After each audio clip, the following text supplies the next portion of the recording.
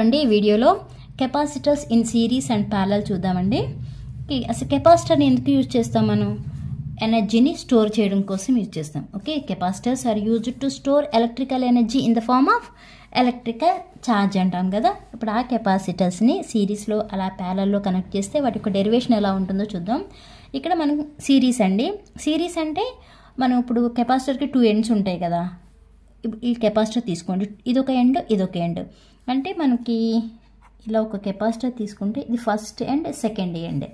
Next ఇలా తీసుకున్నాను అంటే ఇది సెకండ్ కెపాసిటర్కి ఫస్ట్ ఎండ్ సెకండ్ ఎండ్. అంటే ఎండ్ టు ఎండ్ కనెక్షన్ని సిరీస్ కనెక్షన్ అంటారు. అంటే ఫస్ట్ కెపాసిటర్ యొక్క సెకండ్ ఎండ్ అనేది దేనికి కనెక్ట్ అయ్యింది? సెకండ్ కెపాసిటర్ యొక్క ఫస్ట్ ఎండ్కి కనెక్ట్ అయ్యింది. సెకండ్ కెపాసిటర్ యొక్క సెకండ్ ఎండ్ అనేది థర్డ్ కెపాసిటర్ యొక్క ఫస్ట్ ఎండ్కి కనెక్ట్ అయ్యింది. ఇలా కనెక్ట్ అవ్వడాన్ని సిరీస్ కనెక్షన్ అంటాం. ఇక్కడ మనం తీసుకున్న కెపాసిటర్స్ ఎన్ని? 3 కెపాసిటర్స్ తీసుకున్నాం కదా. 3 capacitors connected in series. Series అనగానే మనకి ఏం గుర్తొస్తుందండి? కరెంట్ అనేదేమో సేమ్ ఉంటుంది, వోల్టేజ్ అనేదేమో డివైడ్ అవుతుంది కదా. అలాగే ప్యారలల్లో ఏమవుతుంది?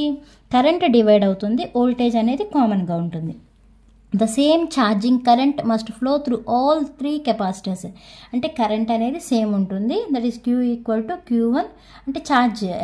Okay, Q1 equal to Q2 equal to Q3. ఇక్కడ మనం C1 C2 C3 అంటున్నాం కదా. అంటే కెపాసిటెన్సెస్ ఆఫ్ 3 కెపాసిటర్స్.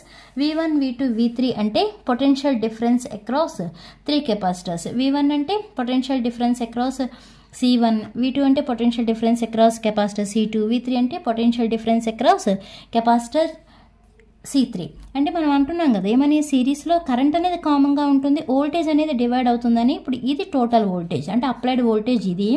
ఇప్పుడు ఈ అప్లైడ్ వోల్టేజ్ అనేది ఎలా డివైడ్ అయ్యింది? V1 V2 అలానే V3గా డివైడ్ అయింది కదా. The voltage V equal to ఏమని చెప్పామండి? డివైడ్ అవుతుంది అన్నాం కదా. V1 V2 plus V3. మనకి ఫార్ములా ఉంది కదా, charge formula. Q equal to formula ఏంటి? C ఇంటూ V కదా. ఓకే, దాన్ని బట్టి V ఈక్వల్ టు ఏమని రాయొచ్చు? ఈ Vని ఇటు ఉంచేస్తే ఈ C అనేది ఇటు వచ్చేప్పటికి ఏమవుతుంది? బై అవుతుంది. అంటే Q by C equal to ఏమవుతుంది? V అవుతుంది. ఇది V అంటే total voltage. V equal to ఇప్పుడు మనం V1 రాయాలంటే ఏమని రాస్తాము? Q బై C1 రాస్తాం. అదే V2 రాయాలంటే ఏమని రాయాలి? Q బై C2 రాయాలి. అదే V3 రాయాలంటే ఏమని రాస్తాం? Q బై C3 అని రాస్తాం. ఇప్పుడు ఇవన్నీ ఇక్కడ సబ్స్టిట్యూట్ చేయండి ఈ ఈక్వేషన్లో. అంటే ఇప్పుడు V ఈక్వల్ టు ఏం రాస్తాము?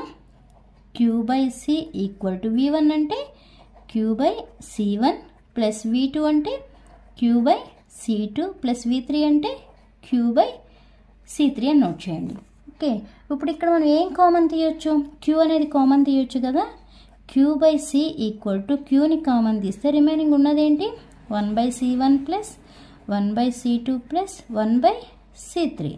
ఇప్పుడు ఈ Q ఏమవుతుంది? క్యాన్సిల్ అవుతుంది. రిమైనింగ్ ఉన్నది ఏంటండి? 1 by C equal to 1 by C1 plus 1 by C2 plus 1 by C3. ఇవి మీకు capacitors are connected in series. నేను ఇక్కడ 3 కెపాసిటర్స్ తీసుకున్నాను కాబట్టి 1 by C equal to 1 by C1 plus 1 by C2 plus 1 by C3 అని రాసాము. ఓకే, కెపాసిటర్ యూనిట్స్ వచ్చేంటి? Farads. అదే n నెంబర్ ఆఫ్ కెపాసిటర్స్ తీసుకున్నాం అనుకోండి. Okay, n number of capacitors తీసుకుంటే ఫార్ములా ఎలా రాయాలి? 1 by C equal to 1 by C1 plus 1 by C2 plus 1 by C3 plus and so on plus 1 by Cn అని తీసుకోవాలి n number of capacitors తీసుకుంటే. Okay, ఇది మీకు ఎక్కడ డిఫరెంట్ ఏమైనా కనిపిస్తుందా? మీరు రెసిస్టర్స్ కానీ ఇండక్టర్స్ కానీ తీసుకుంటే ఇలా వచ్చేది దేనికి ఫార్ములా? ఇన్ ప్యారలల్లో అయితే మీకు ఇలా వస్తుంది. ఓకే, బట్ ఇక్కడ మీకు కెపాసిటర్స్ ఇన్ సిరీస్లో ఇలా వచ్చింది. Okay, next capacitors in parallel చూద్దామండి. Okay, next capacitors in parallel కదా. మరి ప్యారలల్ కనెక్షన్ అని ఎలా చెప్తాము? కెపాసిటర్స్కి వచ్చి 2 ఎండ్స్ ఉంటాయి, ఫస్ట్ ఎండ్ సెకండ్ ఎండ్. అలా ఈ 3 కెపాసిటర్స్కి కూడా ఒక కామన్ పాయింట్ దగ్గర కనెక్ట్ చేసాం. చూడండి, ఇది ఫస్ట్ కెపాసిటర్, ఈ ఫస్ట్ ఎండ్ ఈ పాయింట్కి వచ్చింది. సెకండ్ కెపాసిటర్ యొక్క ఫస్ట్ ఎండ్ ఇక్కడికే వచ్చింది. థర్డ్ కెపాసిటర్ యొక్క ఫస్ట్ ఎండ్ అనేది ఇక్కడ ఒక కామన్ పాయింట్ తీసుకున్నాం. అలానే సెకండ్ ఎండ్స్ ఉన్నాయి కదా, కెపాసిటర్ యొక్క సెకండ్ ఎండ్స్ అన్నీ కూడా ఒక కామన్ పాయింట్ దగ్గర కనెక్ట్ చేసాం. ఇలా కనెక్ట్ చేసేదాన్ని ప్యారలల్ కనెక్షన్ అంటాం. మనకి ప్యారలల్ అనగానే ఏం గుర్తొస్తుంది? మనకి కరెంట్ అనేది డిఫరెంట్గా, అంటే ఇక్కడ మన ఛార్జ్ కదా తీసుకునేది, కెపాసిటర్స్ అయితే ఛార్జ్ అనేది డిఫరెంట్ ఉంటుంది, వోల్టేజ్ అనేది కామన్గా ఉంటుంది. ఇక్కడ మీకు డయాగ్రామ్ చూడగానే అర్థమైపోతుంది. మనం అప్లై చేసే ఈ ఛార్జ్ అనేది ఇక్కడ డివైడ్ అయింది చూడండి, Q1 Q2 ఇది చూడగా కూడా అర్థమైపోతుంది. అంటే ఇక్కడ ఛార్జ్ అనేది డివైడ్ అయ్యి ఉంటుంది, మనకి వోల్టేజ్ అనేది సేమ్ ఉంటుంది అని. ఓకే, ఛార్జ్ అనేది ఏమన్నాం డివైడ్ అవుతుంది అన్నాం కదా, అంటే Q = 3 కెపాసిటర్స్ తీసుకున్నాము కాబట్టి Q1 + Q2 + Q3 అని రాసాము. మనకి ఛార్జ్ Q = ఫార్ములా ఏంటి, CV కదా. Okay, Q = CV formula. అంటే ఇప్పుడు Q1 = ఏమని రాయొచ్చు, C1V అని రాయాలా లేకపోతే CV1 అని రాస్తామా, C1V అని రాస్తాము. ఎందుకంటే వోల్టేజ్ అనేది సేమ్, వోల్టేజ్ ఏం చేంజ్ అవ్వదు, ఇది సేమే ఉంటుంది, ఇవి చేంజ్ అవుతాయి. అప్పుడు Q2 = ఏమని రాయాలి, C2 × V. Q3 = ఏమని రాస్తాం, C3 × V. వోల్టేజ్ అనేది కామన్, వోల్టేజ్ ఏమి చేంజ్ అవ్వదు, ఇవి కామన్ సేమ్ అనమాట.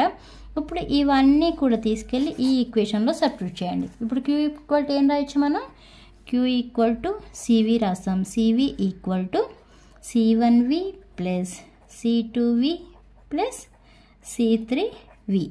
ఓకే, CV = ఈ 3 టర్మ్స్లో ఏది కామన్గా ఉంది, V అనేది కామన్గా ఉంది కదా, Vని కామన్ తీస్తే రిమైనింగ్ టర్మ్ ఏంటి, C1 + C2 + C3.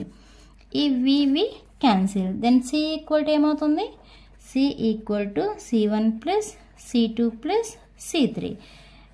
ఓకే, ఈ ఫార్ములా దేనికి, మనం 3 కెపాసిటర్స్ని ప్యారల్గా కనెక్ట్ చేసాం కాబట్టి C = C1 + C2 + C3 వచ్చింది.